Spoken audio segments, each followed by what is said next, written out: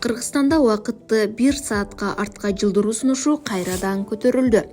Бул демилгени дарыгер Нурали Койлубаев айтып темага олуттуу көз караш менен кароо керек деп эсептейт. Себеби шашып жатып стресске кабылуу адамды невроз оорусуна алып келет дейт.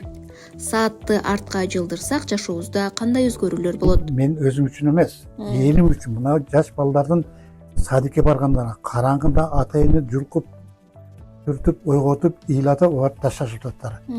Садикке береттер, баягы эжекейлерге тапшырып, аркакка жатат. Балдары ыйлаган бойдон. Бул жакшылыкка апарбайт да. Бул адамдын личный нервин бузат. Дарыгердин айтуусунда убакытты 1 саат артка жылдыруу менен адамдарды невроз оорусунан сактап калууга болот. Мындан тышкары экономикага да олуттуу пайда алып келет.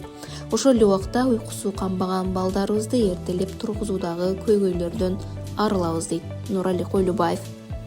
Мындан тышкары Кыргызстан убакыт боюнча Өзбекстан жана Тажикстандан 1 саат алдыда жүрөрү айтылды. Советтер Союзу мезгилинде кыш, жай мезгилинде саат жылдырылып турган. Кыргызстан акыркы жолу саатты 2005-жылы алдыга жылдырып, андан бери өзгөргөн эмес. А сиз көрөрман, бул сунуш боюнча пикириңиз кандай? Билдирүү калтырыңыз.